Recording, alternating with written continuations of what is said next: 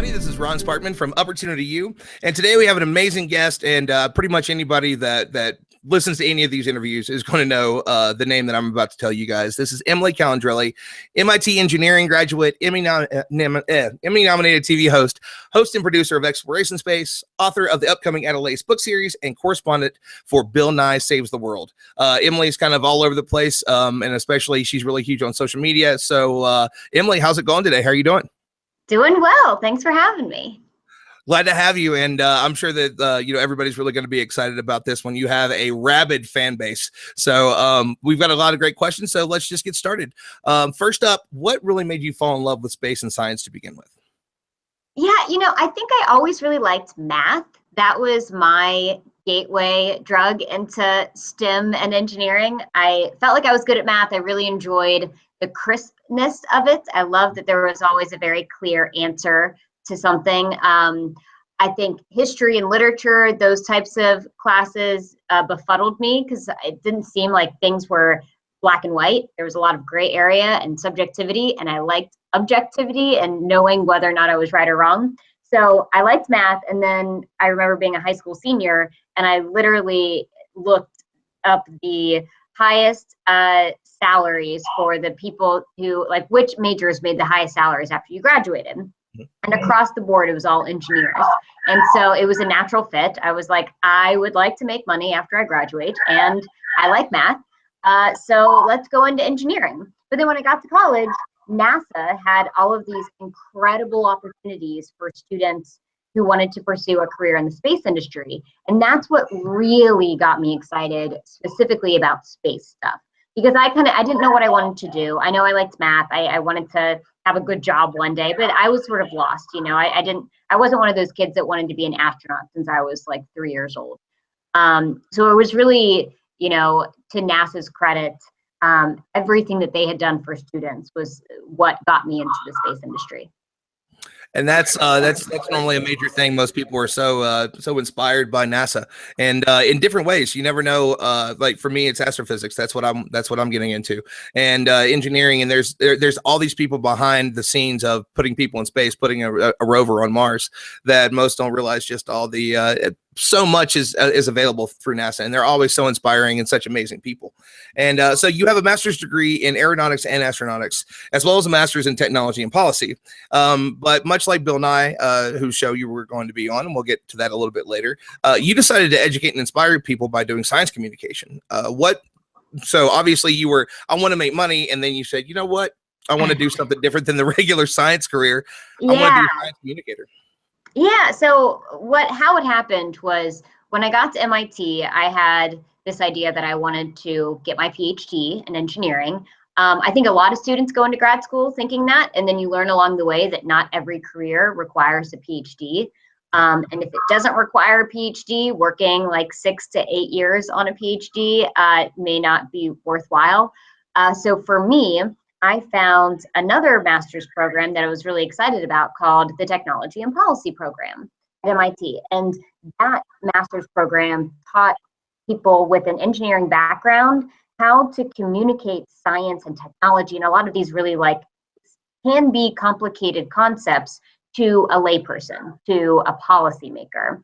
So it taught me how to analyze scientific issues, find what was actually the most important part to convey to somebody who would be influencing policy. And then when I was graduating from MIT looking for a job, I got an email from an Emmy-winning production studio that was like, we're looking for a woman who has a strong background in aeronautics and astronautics. Would you like to be the host of an outer space show? I thought, well, that sounds pretty awesome. Yeah. And I had just spent the last 3 years learning how to communicate policy, or learning how to communicate science rather, to policymakers. And then this was just a switch to communicate policy to families and kids. So there was definitely a lot of transferable skills on any job I was going to do. And so yeah, I ended up in TV, and I felt like it was pretty related to what I had been studying for the past few years. So yeah, so your television show, Exploration Outer Space, is it's amazing, and it's great for kids, and you get to kind of really do a lot of things that just really kind of get to show people what all you can be involved in, especially kids that love space and science. You actually visited with our friends at Project Possum, who was right up the road, and they are going to do an event, actually a whole class here at Space Foundation coming up this summer, actually in a few weeks. So can you tell us a little bit about kind of how that show came about for you, like how you put it together, what it is you wanted to do, and then what is your personal goal for the show? Yeah, so I would say my personal goal for the show is to prove that the space industry is more exciting today than it has ever been in history. And it was funny because after our first season, we had covered 13 different major topics, like things like going to Mars and then going to the moon and then space tourism and rockets. And I thought, oh my God, what are we going to cover in the next few seasons? Like, we've covered all of the big space topics, and you don't realize all of the new stuff that is constantly happening in the space industry. I have been surprised to find, and pleasantly surprised, that we have never run out of cool topics to show off. There is new stuff happening all the time. I am constantly being emailed by my friends in the space industry who have pitches, who have really cool projects that they want to pitch to me to be like, you should show this off in your show because this is awesome. So that's the goal, is to show off all of those projects and to prove that the space industry is just like freaking awesome right now. And to do that, we travel to all the different NASA centers and private space companies and various universities. We've even done a few high schools to show off some of the really inspiring projects that are happening today. So I've gotten to do a lot of really cool things because of that. And because you really have kind of found that niche, and there's so much out there to show, and you guys do such a great job of it, and you can tell you're enjoying every minute of it. You don't stop smiling, which is always a great thing. Oh, yeah. You can tell that you're just as immersed in it as anybody else would be. It's just like we're big kids going to do a lot of this stuff. And so there's one of the things that you kind of do that's kind of throws people a little bit off, and that was your TED Talks, especially the one on space. When I first started watching it, somebody sent it to me, and I started listening to it, and I wasn't really quite sure where it was going. And the name of that one is Space Exploration is the Worst. And it kind of seemed to want to throw people off kilter, that maybe they're like, oh, this girl gets it, and then they get on there and you show them really what it is they're missing. So what inspired that idea, and how did it help you change people's minds to the importance of the space industry? Yeah, so for that TED Talk, I knew that if I wrote something that was like, reasons why space exploration is worth your tax dollar, nobody would watch it. Or the only people that would watch it are the people that I would be preaching to the choir to. And so I wanted to reach people who would find a unique take on that topic and be intrigued to listen to it. So if I could just get a few of those people that aren't on the bandwagon per se, to say, like they support space exploration, if I could get a few of those people to listen to that talk, then I had done my job. I basically just wanted to do something unique and weird and see if I could get more people to listen to it. I think it was maybe a little bit too tongue-in-cheek. Now that I look back on it, it's hard to tell that I was being sarcastic. But all in all, it definitely, I would argue it got more views because it was weird and tongue-in-cheek than if I would have said something like, these are the 5 reasons why space exploration is the best, So did it work? I mean, did you get like people that normally wouldn't consider it a viable source for their tax dollar? Did people come up to you and say, wow, okay, now that once I got past the joke and once I realized that you were being a little sarcastic and a little wink wink nudge, were you able to convert people? It's hard to say because it's all online, and I mean, according to the YouTube comments, everybody hated it. So it's sort of hard to actually, you can't judge anything by what's said in the YouTube comment section, which is like the armpit of the internet. Mm-hmm. So you just got to take it for what it is. It was like a weird talk. It got like 50,000 views or something, which, that's probably more views than it would have gotten regularly. So I'm assuming that it reached the people that may not have watched it otherwise. Fair enough. Fair enough. So beyond your TED Talks, you have even grown beyond even the TV show. Now you're going to be on Bill Nye's new show, which we're all waiting for with bated breath. So you're part of the team. You're one of the correspondents. Bill Nye Saves the World for Netflix. So what is it that we can see from what you're going to do? What are your segments going to be, and how'd you get involved in it? Yeah, so I did a few segments. I have to remember what I'm allowed to talk about. So I think it's obvious I have a segment on space. That's like my niche. So I cover a really unique space topic that I'm excited to share. I cover like a small company that is hoping to be the first private company to land on the moon. I can't, I guess, really say which company that is just yet.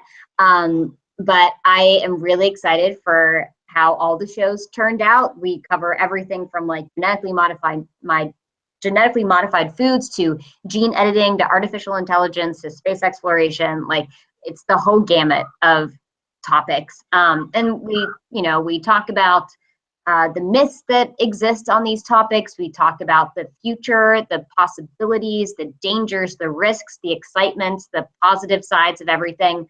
I think in general, it is a good show to start a conversation. And I'm really, really excited for people to see it. It sounds like it's also going to kind of do what Cosmos did when he came out, and it's going to break the internet a little bit. There's a lot of those controversial topics that people in the science community talk about and take kind of seriously, but on either side of the aisle, that people have their worries about, I guess you could say. So yeah. I'm glad it's going to start a conversation. Let's hope that it ends up being the right conversations and that people learn from it. And especially when it comes to GMOs and so much, and many of these other myths that we are inundated with on a daily basis on social media. Yeah, let's hope like they in the show, they definitely make it very clear where the science lies. So that is wonderful. I think that that's good. I think what's especially interesting and exciting is that they don't just acknowledge the fact that there's people that don't believe in the science, but they dig into why that is. And I think that is so important to understand the human thinking behind why a seemingly logical person denies scientific evidence. That is the little nugget of really valuable information, I think.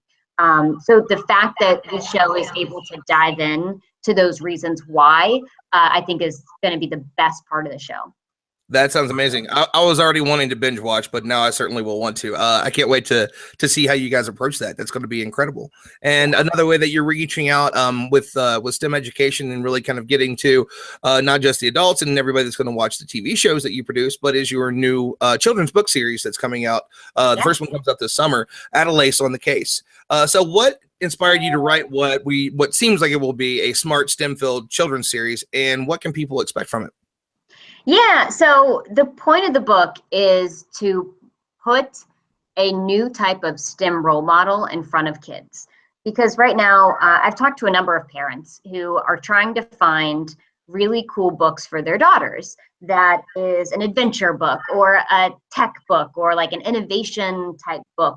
And all of those books that currently exist today, or basically all of them, have little boys as the lead character.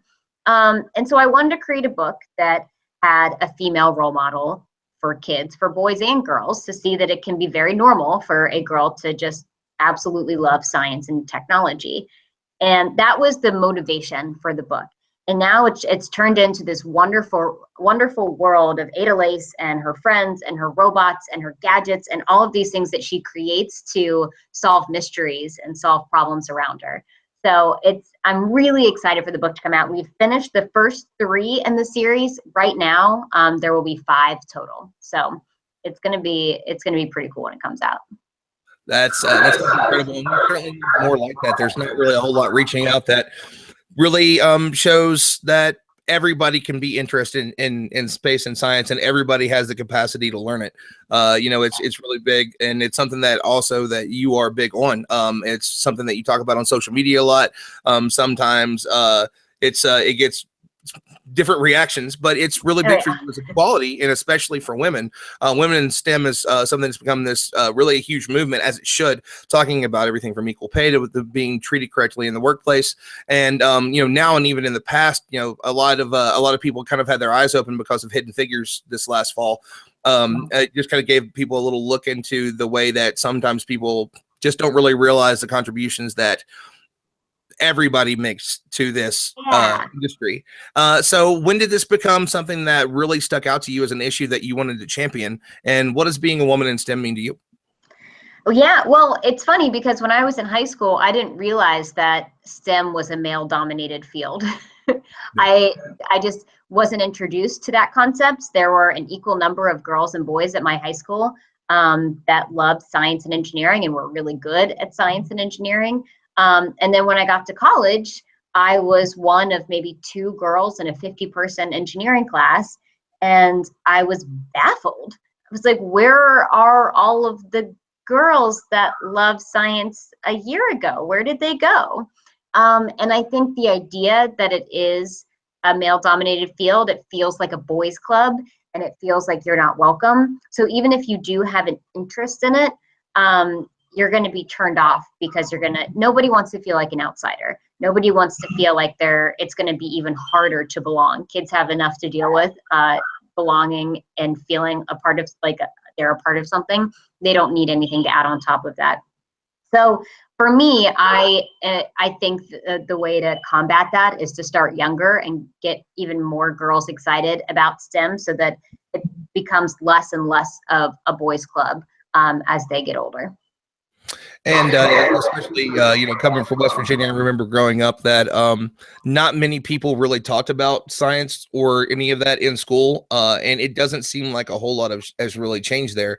I've got friends that have, their daughters are in school and they're interested in it. And one friend in particular even told me that a teacher had mentioned that girls aren't good at science or math. And that shocks me that even in this day and age, we're still hearing these things, these ideas that not everybody can do these things. So it's fantastic that we have a role model like yourself that's out there that's, just pushing all of it. Just, look what you're capable of, and look what you've done. And everybody, should be able to follow their dreams and do what they love. And so thank you for being the role model that you all are, Thank you. So next up, we're going to go to the Opportunity U fan base. Here's the questions that they have regarding a little bit of everything. So the first one comes from Sebastian Leon, and he's from Beyond Our Sight. Sebastian wants to know what the average person can do to get involved in science communication. I think right now social media is such a powerful tool for anyone and everyone to get involved in science communication. It's definitely a fun challenge to communicate science on social media because you have to do more than just share a link or an article to get people excited about something. My strategy is always to try to summarize what has happened in a tweet or in a Facebook post or something like that, because everybody has a short attention span and they want bite-sized information. And if you can be the person that really translates something complicated in a bite-sized format where people can still get the gist of what's exciting about that, it's a fun challenge and it's a fun way to distribute scientific information. So I would encourage everybody to just leverage their social media platforms, but not only that, but meet the other people in your niche that are doing the same thing. For me, I have a list of space enthusiasts that I follow constantly, that I'm influenced by, that I speak to outside of social media. And knowing your community, I think, is really important because then you can kind of grow with them and learn from them and kind of just siphon off the best tactics and strategies for science communication from people that have come before you. Awesome. Great answer. So next up, we have Daniel Cantito from Ripple Aerospace, and he wants to know, as a speaker of STEM and space exploration, what are some new campaigns or movements out there to empower people and communities to be more actively involved in STEM? There's a lot of, I would say, like Black Girls Code and things like Code with Clossie, Carly Kloss's coding program. There's a lot of efforts to get younger students excited about STEM. For older students, I guess things like makers fairs and maker studios would be a good outlet. I've been meaning to try out a maker studio in San Francisco. I just haven't had the time to do it, but that sounds like a really fun way to exercise your STEMliness as a hobby when you're not busy doing your day job. But yeah, I try to support things like that. Whenever I hear of a cool STEM related program for kids, I always try to make sure to share, to donate, to do anything I can to use my platform to support it and give it even more visibility. But yeah, for myself, I need to do, I'm like looking for a STEM project. I have my eyes on maybe like launching a high altitude balloon sometime in the near future, because because I'm in science communication, it's hard for me to get my hands dirty and do technical things a lot. And I'm kind of craving it. So I'm looking for my next STEM project. Excellent. And I think that hashtag STEMliness should be something that it becomes a thing. I think that's going to be the next big Instagram hashtag. That's great. So next up, author Jeff Gagne, who himself just finished a book with a young girl as the female lead in his STEM-based novel. He wants to know, since you've written At a Lace, what are your insights on some of the best ways you've seen to get younger kids interested in STEM topics? So the best, most effective way I've found is by putting role models in front of them that look like them. So for minorities, for women, if you can find a YouTuber who talks about science, or an author that or a character in a book that looks or sounds like them, that I think is the most effective way, because it's just something about, you know, listening to somebody or reading about somebody that looks like you, that makes everything they do feel more relatable.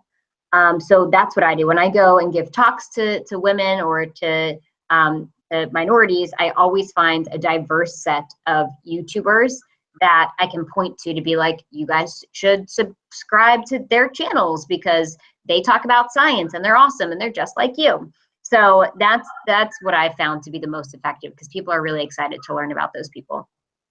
And I think that's such a great point, because there's so many different faces out there now that are doing things that it used to be the same kind of style of person. And now, you know, one of the biggest names, if not the biggest name in science right now, is Neil deGrasse Tyson. And he didn't, you know, it's just the difference was a generation ago, it was Carl Sagan, who very much looked like your everyman. And now it's, you know, the 6'3", you know, Neil deGrasse Tyson, you know, he's the guy that inspired me. And there's so many people that are out there, and it's very similar to, you know, to yourself and the guys that are doing, you know, SciShow and that they're just a little bit different. You know, there's people with tattoos and piercings and they're younger or they're older, you know. We've got so many teenagers that are doing it. Everybody's out there, and there's just the ability for you to find that face, and I think that's a great point. So next up, Megan Owen. She is a geologist and creator of Nerdy Girl brands, and she asked another Adelaide question. You have a section in the back that's dedicated to elaborating on the scientific ideas that you discuss, essentially creating scientific literacy. Do you have any recommendations on how to encourage scientific literacy in adults? Like, just, I guess for your everyday person, reading is the best way to do that. Like reading articles. But, you know, if you're in a STEM field, kind of the constant learning is helpful. The best way to make sure that you are, in fact, learning something is to teach it to somebody else. So whether that means, you know, you're in a STEM field and you go and do outreach to kids to explain something that you've learned, that will force you to learn it really, really well. Or if you're not in a STEM field and going and doing outreach to schools doesn't make sense, learning about something online, reading an article, and then talking about it to your friends is such a good way to make sure that you can remember that and make sure that you can understand that, and then have that conversation with somebody else. So basically, not trying to learn in a silo. Learning about science stuff and talking about it to others or teaching it to others is a really great way to just kind of make sure that you are scientifically literate and you're a lifelong learner. Fantastic. And yeah, for anybody that's got science museums near you, volunteering is great. You know, that was one of the things that I realized that, wow, you know, this is such a great way, and it's addictive. You will not get tired of teaching children about it, and they have the best questions ever. They will continue to inspire your love of science if you do that. So highly recommend that. So finally, there's a final couple questions here. So do you have any advice for burgeoning scientists that you're a source of inspiration to? What would you say to them if they're maybe chasing their dreams and kind of, maybe a little worried about it, maybe a little scared of the future? What do you have to say to them to kind of, maybe keep them going? Well, I think scientists are working to answer some of the most profound questions of our time. And when you are answering a question that's never been answered before, that's expected to be hard, and that's expected to be a challenge. I think those people should know that they are the ones that are the changers of the future. They are shaping the way that we view the universe and our place in it. And that's a pretty great responsibility. That's a pretty great role to have in the span of things. Awesome. And those are great words. And so what do you have coming up next that maybe people aren't aware of? The TV show, Bill Nye comes out this coming Friday or next Friday? No, this Friday. Yeah, this Friday. Yeah, this Friday. Yeah, right around Earth Day and the March for Sciences and everything. So it's just a perfect time for it to come out. So what else do you have going on? The new book and all that fun stuff. So right now we're working on books 4 and 5, the last 2 books of the Ada Lace series. And the Bill Nye show coming out, if enough people watch it, we'll get a season 2. So make sure you tune in on Friday. And we are finishing filming our 4th season of Exploration Outer Space, which will premiere in September. And you also have another student astronaut contest announcement coming up at the end of the month, right? Oh, yes. So that's actually coming up not a week from today. It'll be next Monday. And we are announcing a very, very exciting nationwide contest where we are going to give a very cool prize away to one student who wins. So make sure that if you are a student over the age of 18 in a STEM major, that you are paying attention to my social media next week. Is there an age cap on that? Because I'm a STEM student, so just want to check. There's no age cap. No age cap. You just have to be over 18 and enrolled in a STEM major of any kind. Awesome. So speaking of your social media, let's wrap up with that. Where can people find you on social media and your website? I am at the Space Gal on Instagram, Twitter, and Facebook, and www.thespacegal.com. Awesome. Emily, thank you so much for your time today. It's been an incredible time talking to you, and I know that there's going to be plenty of people that are inspired by the things you said today. So thank you once again. Good talking to you. You too. Thanks, guys. I'll see you on the next episode.